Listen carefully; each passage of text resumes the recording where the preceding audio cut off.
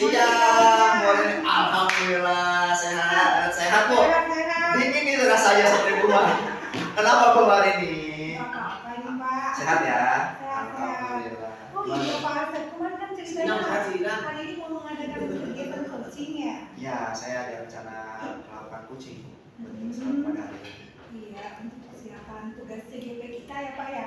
Iya, betul sekali. Nah sekarang kita ngobrol-ngobrol dulu Pak ya, kan Ya. untuk tugasnya itu kan ada kegiatan pra untuk menghadapi coaching ini. Betul. Nah kalau persiapan yang sudah Pak Asep lakukan nih, kira-kira penilaian untuk coaching yang akan dilakukan hari ini untuk kompetensi coaching yang mau dimunculkan itu yang bagaimana? Baik, kan sebelumnya kan saya sudah membaca tuh, sudah mereview tuh apa-apa saja indikator penilaiannya, rubriknya dan segala macamnya.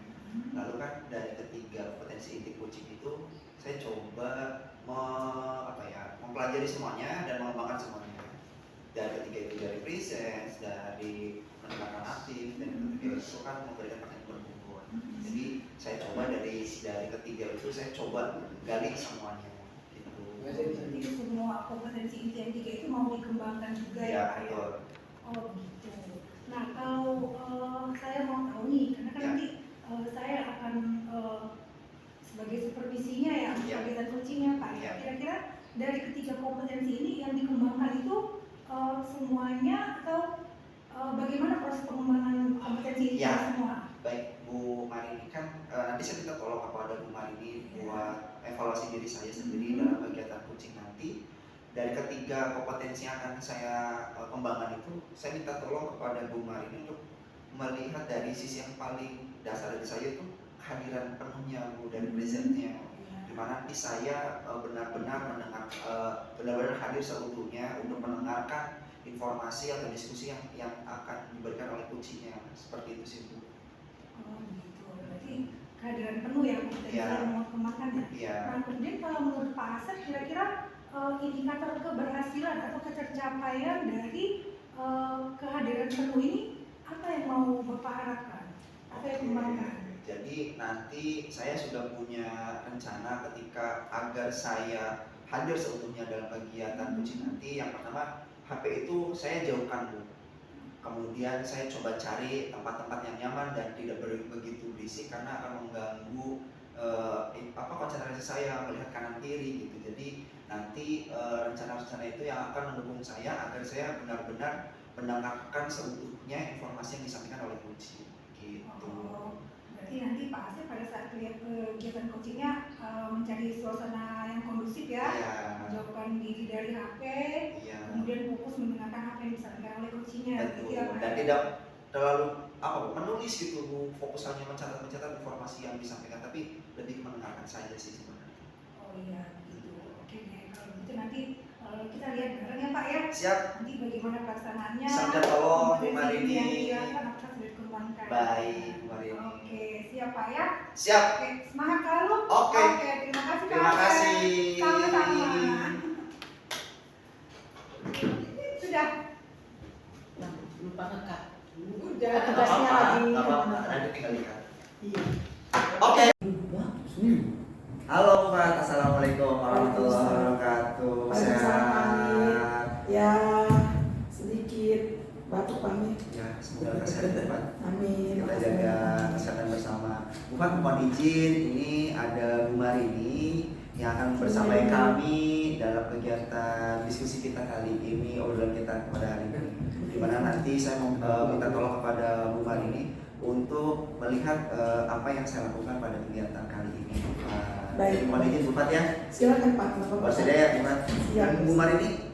Ya, siap. Terima kasih atas ketersediaannya. Bu Fatimah, kemarin kan Bu Fatimah sempat tuh pamir, saya mau ngobrol nih gitu kan ya, tentang keluh kesah yang sedang dialami Bu Fatimah pada kali ini. Ada keluh kesah apa Pak?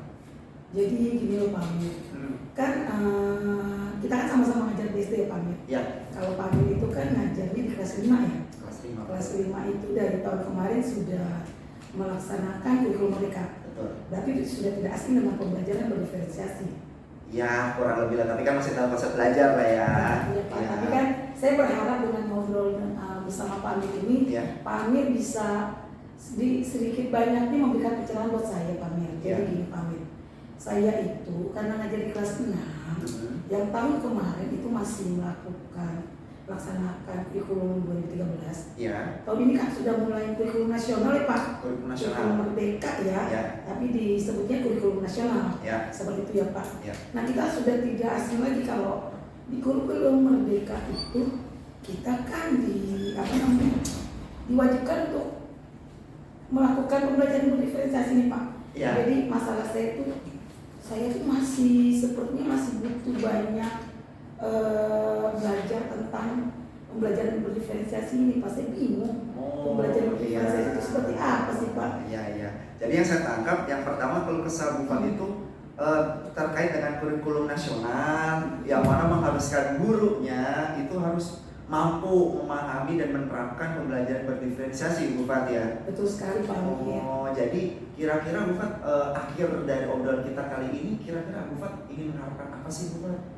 Ya, yang saya harapkan itu dengan obrolan ini setidaknya saya bisa lebih terbuka nih tentang pembelajaran berdiferensiasi. Kemudian saya tentunya bisa mengimplementasikannya di kelas. Iya, karena kan kalau kita hanya sebatas melihat YouTube atau berbincang dengan teman itu kan masih kurang puas ya Bu Fat ya, betul ya? Iya, betul banget. Jadi begitu pun saya Bu Fat itu memang seperti itu. Tapi Bu Fat berbicara tadi kurikulum nasional kemudian 2013, kira-kira Bu Fat apa sih yang sudah dilakukan oleh pihak sekolah untuk membantu keluh kesah guru-guru Bu Fat dalam kurikulum nasional dan khususnya dalam pembelajaran berdiferensiasi ini Bu Fat? Kalau sejauh ini sih seperti hari ini sekolah saya itu memfasilitasi pelatihan kurikulum merdeka Pak. Kebetulan itu narasumbernya Pak Andri. Ngerti Bapak? Ya, itu teman saya. Iya, Pak sekolah di Mentas Polimnya Pak. Betul. Beliau kan dia Iswara ya Pak. Betul. Pasti dia pengetahuannya tentang kurikulum merdeka itu luar biasa gitu. Nah berdasarkan itu jadi sekolah saya itu merasa guru-gurunya masih perlu meningkatkan pemahaman tentang kurikulum merdeka. Jadi kita buat hari ini itu pelatihan tentang kurikulum merdeka. Kemudian saya sih sebenarnya sudah banyak Pak mencoba itu baik mengikuti pelatihan mandiri di PMM kita yang kurikulum merdeka kan ada ya tentang pembelajaran berdiferensiasi. Saya sih ikutin, tapi ikutin ya udah sebatas mengerjakan tugas, kerjakan aksi nyata sudah. Formalitas. Hilangnya kepala. Seperti itu. Lalu Bu Fat bagaimana dengan teman-teman Bu Fat yang tahun kemarin sudah melaksanakan kurikulum nasional? Itu bagaimana bantuannya terhadap guru-guru yang mungkin pada tahun ini baru melaksanakan kegiatan kurikulum nasional itu? Mungkin saya sih tidak bisa menyalahkan mereka ya Pak ya. Ya namanya kita yang butuh bantuan mereka mungkin harusnya ya saya yang nemuin mereka bertanya mereka itu waktu kemarin itu dari kurikulum merdeka itu seperti apa sih proses pembelajarannya mungkin seperti itu ya. Dan memang saya sepertinya belum melakukan itu ya Pak.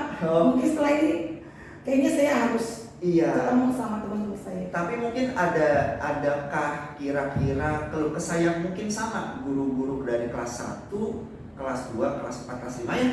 Apakah memiliki keluh kesah yang sama dengan Bu Fat yang terasakan kali ini? Sebenarnya yang saya tangkap nih dari teman-teman saya, mereka pun masih pada bingung. Apa sih bedanya pembelajaran berdiferensiasi ini dengan pembelajaran yang biasa kita lakukan seperti itu? Masih bingung ya, karena memang pembelajaran berdiferensiasi mungkin tidak begitu asing, tapi memang penerapannya kita harus bagaimana gitu kan ya? Itu yang saya pengen tahu nih Pak. Iya, jadi kan kita sebagai guru kan setidaknya tadi yang Bu Fat lakukan kan dari guru-guru meminta dari guru lain sebagai narasumber ya, begitu ya Bu Fat ya, yang pada hari ini itu kan sedang melaksanakan pelatihan lah katakanlah seperti itu.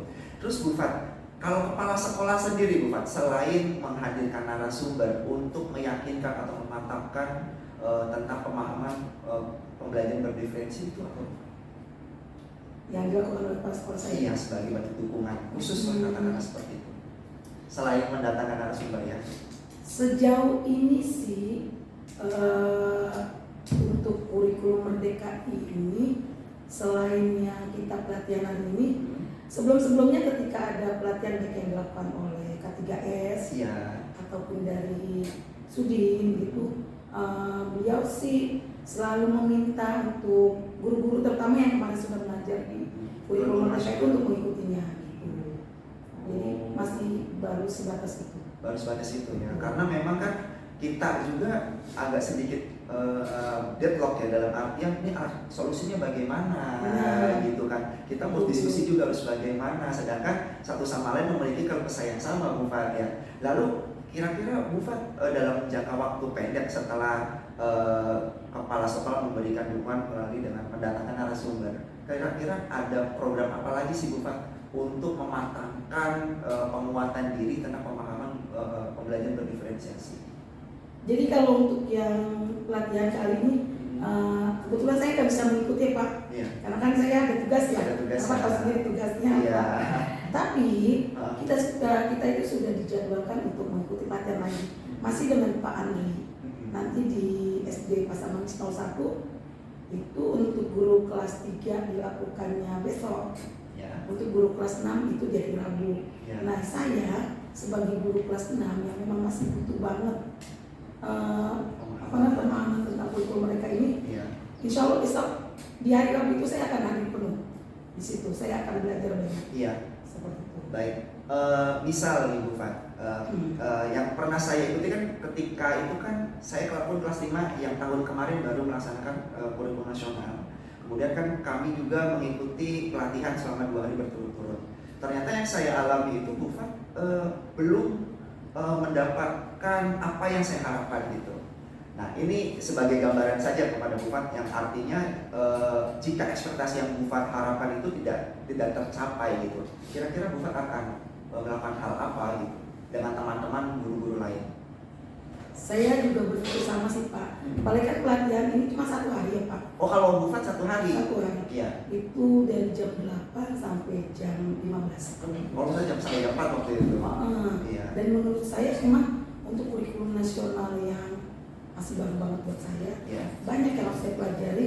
Waktu 1 hari itu Pak mungkin cukup ya. Buat karena saya. Sebegitu panjangnya yang harus kita memahami hal itu gitu kan. Betul sekali. Apa sih itu TP, ATP-nya itu bikinnya seperti apa? Ajarnya apakah sama atau tidak dengan RPP? Itu masih harus saya pelajari. Dan itu hanya 1 hari ya. Betul sekali. Apa iya langsung full gitu kita memahami itu gitu kan ya. Iya harusnya kan pemerintah atau pimpinan-pimpinan atas juga harus mengalokasikan lebih dalam artian bukan hanya 1 hari nih gitu kan ya Bu Fat ya, yang kami harapkan ya, khususnya pun saya juga gitu kan ya sebagai guru yang kelas 5 yang saat ini di tahun kedua dalam kurikulum nasional. Kira-kira Bu Fat punya timeline apa sih jarak dekatnya untuk saya mulai pertama kali untuk memulai kegiatan pemahaman pembelajaran berdiferensiasi? Kan pembelajaran berdiferensiasi atau kurikulum nasional kan kita tahu begitu banyak. Tapi kira-kira hal kecil apa yang saya akan mulai dari titik ini untuk melakukan hal sederhana dari kegiatan pembelajaran diferensiasi? Hal apa ya Pak ya? Bapak bisa kasih saya saran nggak Pak? Seperti ini Bu Fat.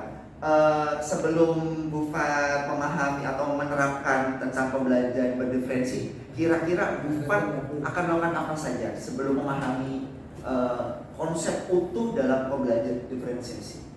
Misalnya seperti apa Pak? Misal kalau saya ketika waktu itu belajar dengan narasumber atau dengan yang lainnya, yang perlu saya itu diskusi dengan teman-teman. Kalau saya pribadi ya, Nah mungkin ketika itu kan saya ada Pak Andri ya sebagai narasumber kecamatan kan, katakanlah seperti itu ya. Ya itu kita bukan hanya sehari 2 hari untuk melakukan diskusi. Nah sedangkan kalau Bu Fat sendiri kira-kira apa nih yang hal kecilnya nih? Mulai dari titik apa nih untuk memahami apa sih pembelajaran berdiferensiasi itu gitu? Untungnya Bapak ya, benar Andri ya. Alhamdulillah. Iya.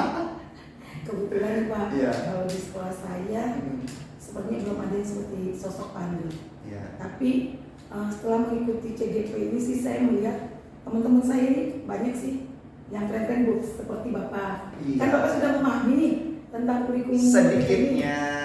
tentang pembelajaran berdiferensiasi. Iya. Mungkin setelah ini saya harus banyak ngobrol sama Bapak nih. Saya mungkin akan belajar sama Bapak seperti apa pembelajaran berdiferensiasi itu. Oh, Apakah ya. Bapak ada waktu untuk itu? Tentu ini kan untuk saling menguatkan diri ya Bu Fat, bukan berarti saya sudah sangat paham sekali, Ya. tapi tetap saya juga kan belajar dengan Bu Fat. Tentu saja nanti di proses diskusi kita akan saling mempertanyakan kira-kira apa sih gitu yang efektif dalam melakukan pembelajaran berdiferensiasi begitu Bu Fat ya. Betul. Nah Bu Fat, dari tadi rencana utama dari Bu Fat mungkin nanti berdiskusi. Tadi yang saya tangkap tentang diskusi hampir sama dengan saya. Ya. Kalau saya kan lingkupnya satu sekolah, diskusinya langsung gitu kan, benar-benar diskusi dari pagi, bahkan liburan itu kami hadir di sekolah untuk melakukan satu topik tentang bagaimana sih berdiferensiasi di sekolah itu atau di kelas itu diterapkan gitu. Tadi kan Bu Fat bercerita tentang saya memulai dari konsep berdiskusi dengan teman-teman yang sekiranya sedikit atau banyaknya memahami tentang pembelajaran berdiferensiasi. Betul. Lalu ke depannya Bu Fat, setelah Bu Fat melakukan diskusi, penguatan pemahaman tentang pembelajaran berdiferensiasi, apa yang akan Bu Fat lakukan? Apa ya Pak? Sepertinya saya memang harus lebih belajar, ya lebih banyak belajar. Mungkin saya perlu ya membaca buku tentang pembelajaran berdiferensiasi itu seperti apa. Kemudian mungkin saya harus lebih banyak melihat contoh-contoh implementasi pembelajaran berdiferensiasi itu seperti apa sih? Mungkin seperti itu. Tadi saya menangkap buku atau contoh-contoh. Saya sampai detik sekarang Bu Fat mencari itu semua. Banyak sekali bukan miskonsepsi, perbedaan orientasinya tentang pembelajaran berdiferensiasi ini gitu. Tentang A atau B-nya, C atau D-nya gitu.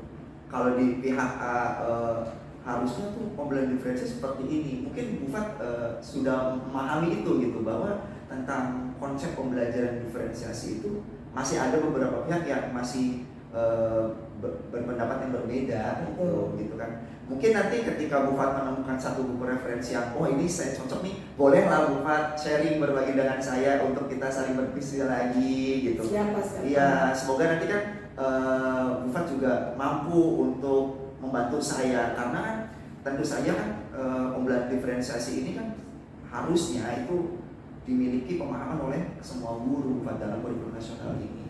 Tadi kan Bu Fat saya menangkap bahwa Bu Fat ingin mencari referensi dengan berbagai contohnya. Setelah itu Bu Fat mau lakukan hal apa lagi? Sebentuk aksi nyata, saya ini loh pembelajaran diferensiasi yang akan saya lakukan. Tentu kalau saya sudah membaca buku atau melihat contoh-contoh dari teman-teman ya. Tentang pembelajaran diferensiasi itu, mungkin saya akan melakukannya di dalam kelas sih Pak. Cuman itu yang namanya proses, nggak apa-apa Ibu Fat.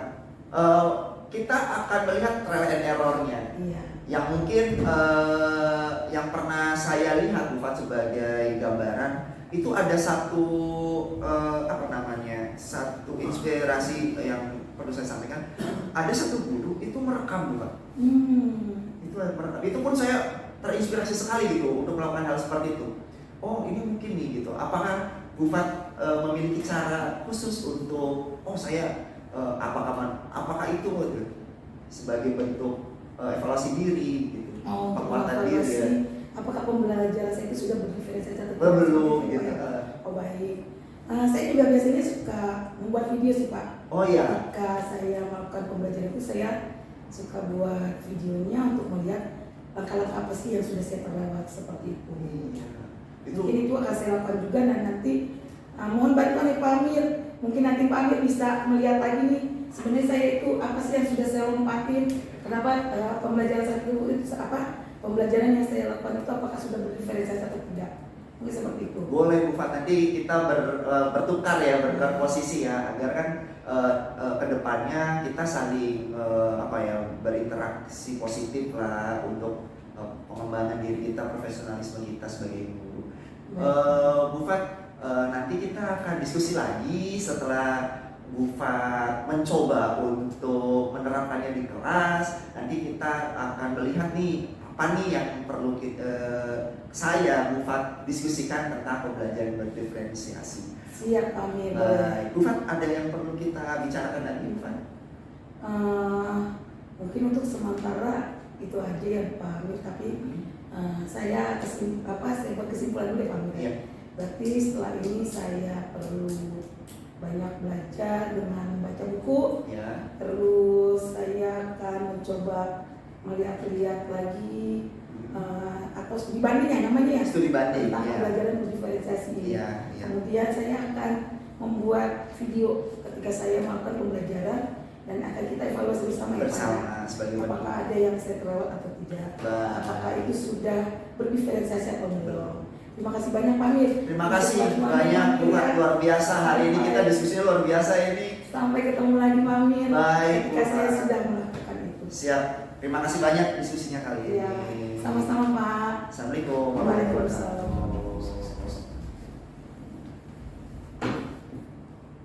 Oke. 5 menit. Gimana Pak Asep? Ah. Luar biasa. Luar biasa, Bu. Pusing saya, Bu. Kegiatan kucing itu nggak semudah yang saya kira ternyata, Bu. Oh begitu. Iya, jadi saya ingin nih di sini kan Bu hari ini dapatlah memberikan refleksi, memberikan saya evaluasi dan penilaian yang konstruktif buat saya gitu kan sebagai kucing gitu. Jadi nanti mohon lah Bu lah apa nih saran-saran yang bisa saya ambil nih dari Bu Marini nih gitu. Nah, iya. Pasti banyak kan Bu, saya pasti jelek Bu nilainya nih pasti di materi Bu ini. Kita ini dulu ya Pak Iya. Asep ya. Tadi kan sudah melakukan kegiatan coaching ya. Ya, Nah, dengan siapa tadi Pak? dengan Bu Fatimah tadi. Oke. Nah setelah Pak Asep melakukan kegiatan coaching nih, kira-kira gimana rasanya tuh setelah melakukan kegiatan coaching? Asli Bu, pusing saya Bu. Kenapa pusing? Tidak semudah itu menghadirkan diri seutuhnya dengan kucing. Lalu kita juga memberikan apresiasi dalam berbagai bentuk hal gitu. Sampai kita bukan menyusun ya, apa namanya, memberikan pertanyaan berbobot yang mana sampai kita di titik menyelesaikan masalah dengan kucing. Itu nggak mudah sih Bu menurut saya itu. Tapi tadi terlihatnya sudah berjalan lancar Pak. Bagus Bu. Lumayan bagus menurut saya. Ya. Nah kalau menurut Pak Asep sendiri nih setelah melakukan kegiatan coaching, Ya. nah kira-kira indikator tadi kan Bapak bilang sebelum kita pra coaching itu kan Bapak bilang mau menghadirkan kompetensi inti yang mau dimunculkan kan itu kehadiran penuh. Ya, Pak, ya, ya. Nah jadi menurut Bapak apakah Bapak sudah melaksanakan? Menurut saya Bu, menurut saya yang pertama kan saya di awal kan berbisnis dengan Bu Marini, saya akan menjauhkan tulisan dan saya tidak menjauhkan HP dan saya akan sefokus-fokusnya dengan kucing saya dengan pembicaraan yang dilakukan. Menurut saya Bu itu saya sudah lakukan karena saya tidak mencatat apapun dan saya tidak melihat apapun selain kucing saya gitu. Jadi menurut saya untuk tahap kehadiran utuh, kehadiran penuh, menurut saya sih itu semaksimal mungkin saya lakukan gitu. Sudah berhasil ya Pak ya.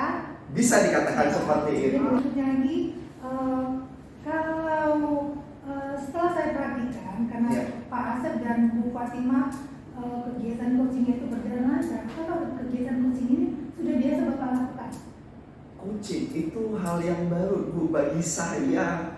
Itu namanya kan kalau kucing kan yang biasa saya itu kan misal basket, ada kucing klinik kita bermain basket, ada pemain pro gitu datang ke tempat tersebut terus kita dilatih oleh beliau gitu kan. Itu kan kirain saya kucing itu kita melihat keterampilan yang diajarkan lalu kita mencontohkan gitu keterampilan tersebut. Itu yang saya awal tahu gitu tentang kucing. Ternyata berbeda sekali Bu, luar biasa ini Bu. Jadi cukup menjadi tantangan baru sih bagi saya. Walaupun ini masih belum terlalu sering dilakukan, berarti apa ya? Pertama kali Bu, bukan terlalu sering lagi, ini pertama kali saya. Pertama kali menjadi coach gitu Iya. ya? Oh, begitu. Nah jadi kalau misalnya ini yang pertama, tapi Iya. dari apa yang saya lihat kan Pak Asep sudah sepertinya sudah menjiwai nih dan sudah menerapkan kompetensi menjadi pendengar yang penuh gitu ya, mindfulness ya Pak ya. Ya.